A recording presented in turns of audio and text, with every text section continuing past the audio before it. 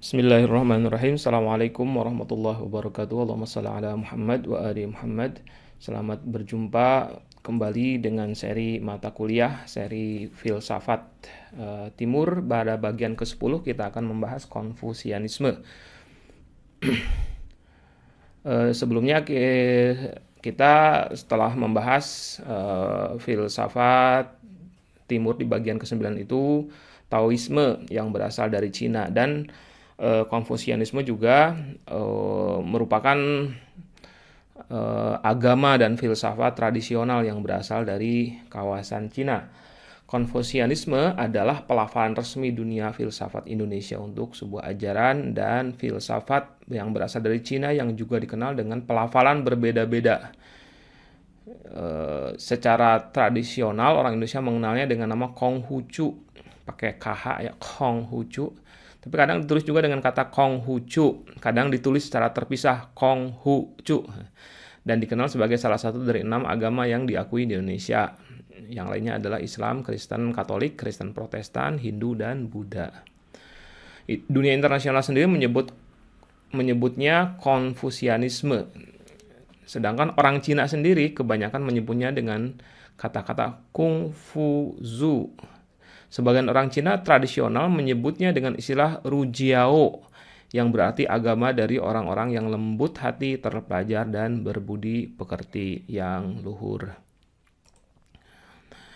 Nah, nama Konfusianisme dinisbahkan kepada tokoh terbesar ajaran ini, yaitu Konghucu. Ia lahir pada tahun 551 sebelum Masehi di lembah Kongsong yang kini bernama Kufu, berada di provinsi Shandong di timur Cina, dekat dengan semenanjung Korea. Nah, ini Cina, daratan Cina yang sangat luas sekali. Kemudian ini yang berwarna merah ini adalah provinsi Shandong. Nah, di sinilah Konfusianisme lahir, dan ini adalah semenanjung Korea nih, yang ini nih. Dan Korea, kalau di sini lagi ada Jepang di daerah sini. Nah, ini Konfusianisme adalah salah satu di antara sekian banyak agama dan ajaran filsafat yang dinisbahkan kepada tokohnya. Seperti Buddha ya, ajaran Buddha itu dinisbahkannya kepada nama Buddha itu sendiri adalah nama dari penyebar ajaran Buddha, yaitu Siddhartha Gautama ya. Atau misalnya Zoroaster itu yang menyebarkannya adalah orang yang bernama Zoroaster juga. Nah, ini juga sama ya, Konfusianisme itu nama Konfusianisme diambil dari nama penyebar atau tokoh besar yang bernama Konghucu atau Konfusian gitu. Beda dengan Tao ya. Kalau Tao itu artinya adalah jalan kebenaran. Itu bukan nama tokoh ya. Nah, ini tokoh yang bernama Konghucu ini sejak berusia 17 tahun sudah dikenal sebagai seorang pemikir dan juga seorang yang bijak. Ia menyerap berbagai filsafat tradisional Cina. Dan pada usia 32 tahun Konghucu sudah menulis sejumlah buku tentang moral, tentang sejarah, kesusastraan, dan falsafah yang kemudian banyak diikuti oleh orang-orang Cina. Konghucu meninggal dunia pada tahun 479 sebelum Masehi di usia 72 tahun ya. Lahir 551 sebelum Masehi dan meninggal pada 479.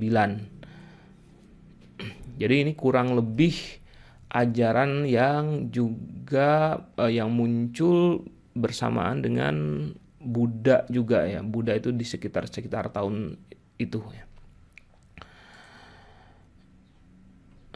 Nah, dalam sejarahnya Konghucu bukanlah pencipta agama dengan nama ini. Ia adalah tokoh yang menyempurnakan agama-agama tradisional yang sudah ada sebelum kelahirannya, termasuk juga Taoisme. Dengan demikian, sebagian besar orang melihat bahwa Konghucu lebih kepada suatu pengajaran filsafat, khususnya filsafat etika ya, dibandingkan dengan sebuah agama. Akan tetapi faktanya Konghucu juga kemudian mengajarkan sejumlah ritual tertentu yang kemudian kita kenal sekarang ini seperti sembahyang di hari raya Imlek, sembahyang pemujaan terhadap arwah leluhur, dan sebagainya. Konfusianisme mementingkan akhlak yang mulia dengan menjaga hubungan antara manusia di langit dengan manusia di bumi dengan baik. Penganutnya diajar supaya tetap mengingat nenek moyang seolah-olah ruh mereka hadir di dunia ini. Konfusius juga mengajarkan pentingnya memuliakan arwah orang-orang baik, para tokoh yang memiliki kontribusi besar bagi manusia saat mereka masih hidup, dan juga mempercayai bahwa benda dan tempat tertentu itu bisa ditempati atau ditunggui oleh arwah tersebut. Semua itu dilakukan sebagai bagian dari etika pergaulan dan tingkah laku saat berinteraksi dengan sama manusia meskipun mereka sudah meninggal. Jadi kalau di dalam Islam misalnya dikenal yang namanya silaturahmi, ya itu kan silaturahmi itu artinya adalah berinteraksi dengan cara yang baik, bergaul dengan cara yang baik dengan sesama manusia. Nah, akan tetapi manusianya ini diperluas, baik manusia yang sesama yang saat ini sama-sama hidup ataupun manusia-manusia yang sudah meninggal dunia. Itu pun dengan mereka itu Konghucu rekomendasikan, menyarankan, sangat menekankan pentingnya untuk tetap bersikap baik terhadap orang-orang yang sudah meninggal dunia tersebut, terutama keluarga terdekat, dalam pengertian yaitu nenek moyang sendiri. Nah, dan kemudian pada tahap berikutnya adalah orang-orang besar yang lain, orang-orang besar yang bukan merupakan kerabat terdekat, akan tetapi dalam kehidupannya dikenal sebagai orang-orang yang memiliki kontribusi yang baik kepada masyarakat, orang-orang yang memiliki akhlak yang baik. Nah, itu kepada mereka juga sangat penting, kata Konghucu, untuk bagi manusia yang hidup di zaman sekarang untuk menjalin silaturahmi dengan orang-orang yang sudah meninggal itu. Penganut Konfusianisme mempercaya adanya Tuhan yang mereka sebut Tian. Jadi kalau kita orang Konghucu menyebut Tuhan itu dengan kata-kata dengan sebutan Tian. Tuhan Maha Pencipta, yang artinya adalah Tuhan Maha Pencipta alam semesta. Dalam pandangan agama ini manusia sebenarnya tidak dapat memahami hakikat sejati dari Tian. Jadi agak mirip-mirip ya dengan apa yang ada di dalam filsafat wujudiyahnya gitu di dalam Islam, yang melihat bahwa pada dasarnya Tuhan ini tidak dikenali, ya laisa kamitslihi syai'. Akan tetapi pemahaman tentang Tian bisa didekati dengan sejumlah sifat penting yang terkait erat dengan kehidupan manusia. Sifat-sifat Tian adalah satu, Yuan yang berarti selalu hadir bagi manusia. Yang kedua adalah Heng yang bermakna maha kuasa. Yang ketiga Li yang berarti selalu membawa keberkahan, serta yang keempat Zen yang bermakna selalu adil. Jadi kalau di dalam filsafat Islam ini yang disebut dengan sifat fi'liyah Tuhan. Sifat fi'liyah Tuhan itu adalah sifat-sifat yang dikenalinya karena ada interaksi dengan makhluk. Ya, kalau misalnya ada sifat-sifat Tuhan seperti maha pemberi rizki, itu kan tidak mungkin muncul sifat tersebut kalau tidak ada makhluk yang diberi rizki oleh Tuhan gitu. Nah, kalau maha indah, nah misal atau maha indah itu kan tanpa berinteraksi pun itu tetap saja ada, bisa diketahui gitu. Nah, kalau misalnya maha pemberi rizki, maha pengasih, itu kan hanya bisa dikenalinya ketika kita membayangkan adanya makhluk yang menjadi objek dari sifat-sifat fi'liyah Tuhan tersebut. Nah, kalau di Konghucu, Tian ini hanya bisa dikenali dengan sifat-sifat fi'liyah. Sementara kalau di dalam Islam tentu saja cara mengenali sifat-sifat Allah, sifat-sifat thubutiyah atau sifat-sifat yang sifat-sifat mustahilnya pun itu bisa dikenali tanpa perlu selalu membayangkan interaksinya dengan makhluk ini. Nah, kemudian terkait dengan ada yang disebut dengan Xing, ya. Xing adalah jati diri manusia, kodrat, yaitu perwujudan kehendak dan kata-kata Tian yang termanifestasi dalam diri manusia. Xing menghubungkan Tian dengan segala ciptaannya yang bernama manusia. Hanya saja sangat sedikit manusia yang mengenali Xingnya karena tutup oleh emosi dan nafsu. Agar bisa mengenali Xing, maka manusia harus dibimbing dengan pedoman etika. Xing setiap manusia tentu saja berbeda-beda, yang tetap berada dalam konteks keadilan Tian hanya tetap dalam konteks keadilan Tian. Hanya saja ada satu aspek Xing yang ada pada semua manusia yang disebut dengan Ren atau peri kemanusiaan. Jadi ini kudrat dan irodah Allah, Tuhan gitu ya. Kalau dalam di Islam itu disebutnya kudrah dan irodahnya Allah. Kalau di Konfusianisme itu dikenal Xing, yang ada di dalam diri manusia, ada kehendak Tuhan. Ini yang disebut dengan irodah tasyri'iyah gitu. Jadi kehendak Tuhan yang harus dilaksanakan oleh manusia. Nah, ini terkait dengan Ren. Jadi Ren itu adalah peri kemanusiaan, yaitu kewajiban moral semua manusia yang bersifat universal.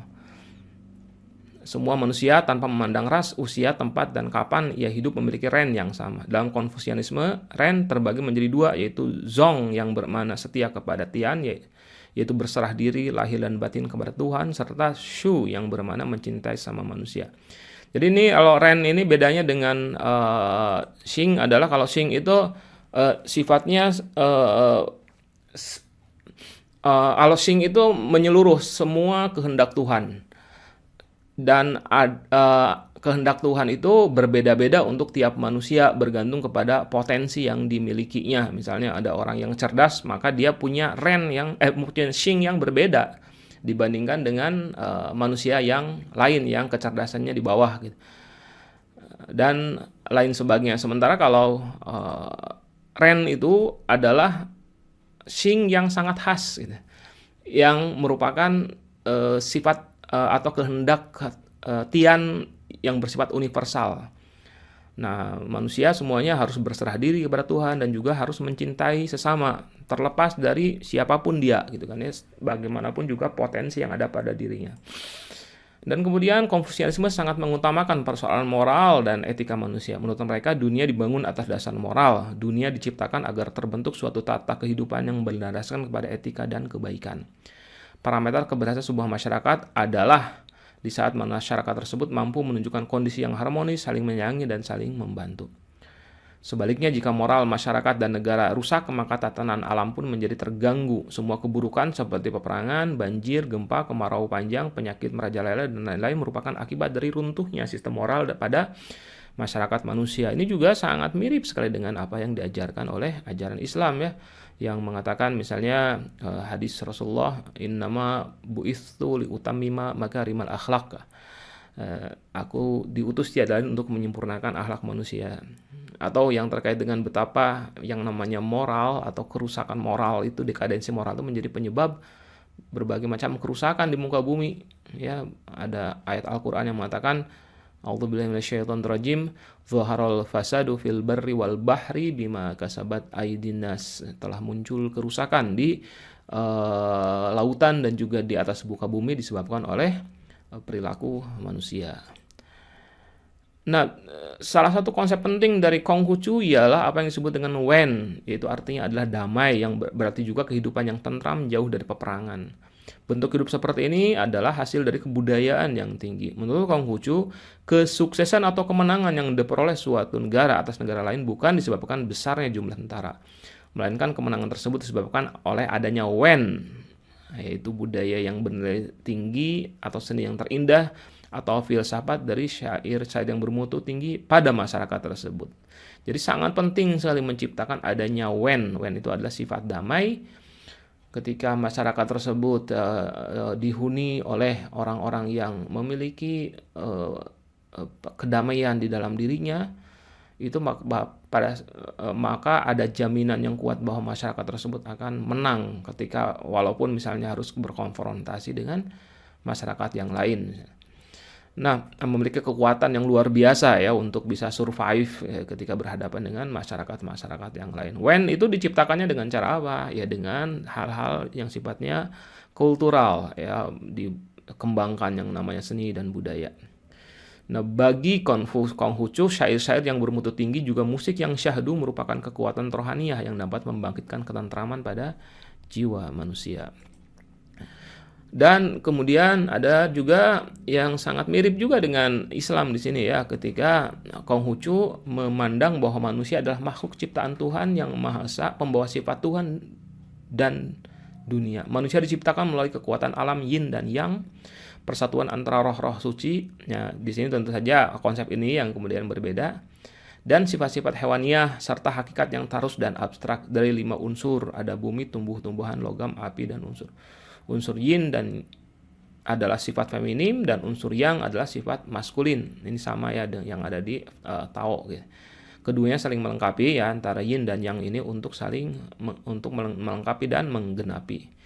Dan ini secara umum semua sifat-sifat tersebut ada pada manusia itu dimasukkan atau dianugerahkan oleh Tuhan, oleh Tian kepada manusia agar sebagai sifat-sifat pembawaan dari Tuhan. Jadi manusia itu adalah makhluk yang membawa sifat-sifat, kalau dalam Islam disebutnya sifat-sifat robbaniyah gitu ya. Dan itu diperlukan supaya manusia punya bekal membangun satu kehidupan yang tentram, kehidupan yang nyaman, kehidupan yang penuh dengan etika selama berada di dunia. Dan itu juga artinya memiliki makna bahwa manusia adalah khalifah Tuhan di muka bumi. Kurang lebih seperti begitu ya persamaannya dengan Islam. Dan yang terakhir pembahasan kita terkait dengan perbedaan dengan Taoisme. Konghucu dan Taoisme memiliki banyak sekali kesamaan, misalnya dalam hal bahwa keduanya merupakan kepercayaan tradisional masyarakat Cina. Kemudian kedua ajaran juga sangat menekankan pentingnya menjadi orang yang beretika. Hanya saja, ini perbedaannya. Kalau Tao memandang etika sebagai manifestasi dari jalan kehidupan, atau Tao itu ya, sedangkan Konghucu memandang etika sebagai manifestasi dari Xing atau kodrat dan kehendak Tuhan. Jadi dari sisi ontologinya itu berbeda ya antara Taoisme dan Konfusianisme. Di sisi lain, metode Tao dalam menjalani kehidupan beretika adalah dengan menyatukan diri dengan alam. Sementara Konghucu mendorong manusia untuk beraktivitas dan berinteraksi dengan sesama dan mengimplementasikan segala ajaran moral dalam kehidupan nyata. Selain itu, Konghucu juga meyakini peran manusia sebagai wakil Tuhan, sebagai wakil Tian di muka bumi. Itulah yang bisa saya sampaikan. Assalamualaikum warahmatullahi wabarakatuh.